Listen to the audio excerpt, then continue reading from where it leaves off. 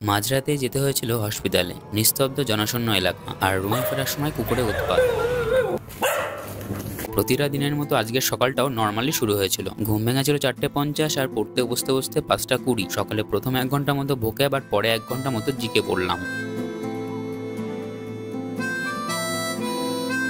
এরপর ফ্রেশ হয়ে টুকটাক কাজগুলো করে ছোলা সেদ্ধ দিয়ে ব্রেকফাস্টও করে নিলাম। এরপর ম্যাথ নিয়ে বসে রেশিও আর প্রপোর্শনে কিছু ম্যাথ প্র্যাকটিস করছিলাম লীলারয় থেকে। এরপর ইংলিশ গ্রামার কিছুক্ষণ রিভিশন দিয়ে নিই। হ্যান্ড রিটেন নোটটা কমপ্লিট হয়ে গেছে। এখন ইউটিউবে 2x এর ক্লাসগুলো দেখে রিভিশন দিই। অনেকে জিজ্ঞাসা করো এই নোটটা দিতে অথবা এই নোটটা পাবে কি করে, তো আমি টেলিগ্রাম গ্রুপে আপলোড করে রেখেছি, ওখান থেকে নিয়ে নিও। দুপুরে ওয়ার্কআউট, স্নান আর লাঞ্চও কমপ্লিট করে নিই। এরপর আজকে রিডিং কমপ্লিট করে পড়তে বসে পড়ি। স্লটটা 4টা থেকে 7টা পর্যন্ত একটানা পড়ে নিই, কারণ বিকেলে বাজারে যেতে হবে, চাল আলু এসব কিছু কিনতে হবে। পড়া কমপ্লিট হলে চা খেয়ে বাজারে দিকেই বেরোচ্ছিলাম। ঠিক তখনই বাড়ির থেকে ফোন আসে, বাবা নাকি পড়ে গেছে আর মাথা ফেটে গেছে। আমাদের গ্রামীণ হাসপাতাল থেকে কল্যাণীতে রেফার করে দিয়েছিল। তো ব্যাগটা গুছিয়ে বেরিয়ে পড়ি কল্যাণীর দিকে। আমি 11টায় পৌঁছে গেছিলাম আর বাবাকে কাকা দাদা নিয়ে আসছিল। তো 12টার দিকে হসপিটালে পৌঁছাই। সিটি স্ক্যান, এক্সরে এর মতো কিছু রিপোর্ট হয় আর ডাক্তারও দেখে। প্রায় 2টো বেজে যায়। ফাঁকা হসপিটাল, পুরো নিস্তব্ধ। ভয় হচ্ছিল মাথা ফেটে গিয়ে বাবা নাকি 2বার বমি করেছে। এখন চারিদিকে যা হচ্ছে, এই মাথা ঘুরে পড়ে গিয়ে বমি করার এই কথাগুলোই ভয় লেগে যায়। তো ডাক্তারবাবু বললেন এটা নাকি গ্যাসের জন্য হয়েছিল। ডাক্তারবাবু সবকিছু নর্মাল বলা পর্যন্ত টেনশনই হচ্ছিল। 2:30 বেজে গেছিল, কারোরই কিছু খাওয়া হয়েছিল না। হসপিটালের বাইরেই কিছু খাওয়া দাওয়া করে স্টেশনের দিকে চলে আসি। বাড়িতে যাবো বলে রুম থেকে একেবারে গুছিয়ে বেরিয়েছিলাম। তো সবকিছু নর্মাল হওয়ায় আর বাড়ি গেলাম না। কল্যাণী থেকে আমার ট্রেন ছিল 3টের সময়, লালগোলা। তো ওই ট্রেনে আমি উঠে পড়লাম। আর কল্যাণী থেকে বাড়ি যাওয়ার ট্রেন ছিল ভোর 4:30টার সময়। তো বাবা আর দাদারা স্টেশনে বসেছিলেন। ফোন ডেড হয়ে গেছিল অনেকক্ষণ আগেই। তো ট্রেনে চার্জিং পয়েন্ট পেয়ে একটু খুশি হলাম। কল্যাণী থেকে 1 ঘন্টা লাগে বেলগড়িয়া। তো 4টার সময় নেমে পড়ি। টেনশন হচ্ছিল এত রাতে রুমে গিয়ে বাইরের তালা তো বন্ধ থাকবে, ঢুকবো কিভাবে। তবুও রুমের দিকেই হাঁটতে থাকলাম আর এই জায়গাটা এসে থমকে গেলাম। একাই ছিলাম পুরো রাস্তাটাই। কিন্তু সত্যি কথা বলতে একদমই একা মনে হচ্ছিল না। সাথে সাথে 4-5টা ভূত প্রেত তো চলছিলই। প্রশ্ন হচ্ছে এরা ঘুমায় কখন,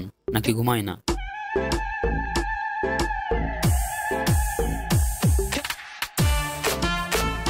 কোনোভাবে ওই জায়গাটা পার করলাম। তারপর দেখা মিললো এনাদের। না ঘুমিয়ে আমার জন্যই মনে হয় ওয়েট করছিল। এই ছ্যামরা রাতের বেলায় আসবে আর একে ভয় দেখাবো।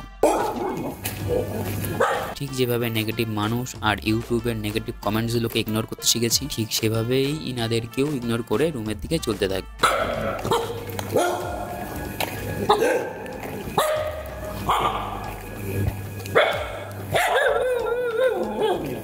তর্ক করে কোনোদিন সলিউশন পাওয়া যায় না। চুপচাপ নিজের গন্তব্যের দিকে চলতে থাকাই শ্রেষ্ঠ উপায়।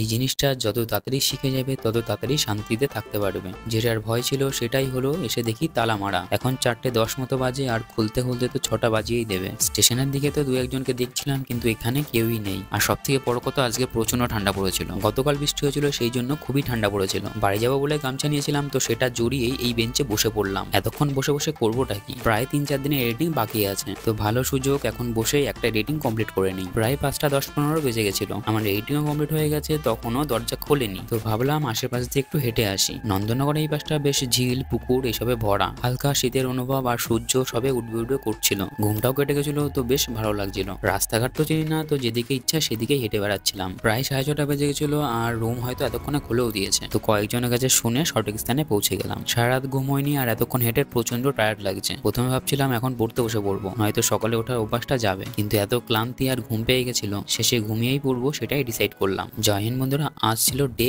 18।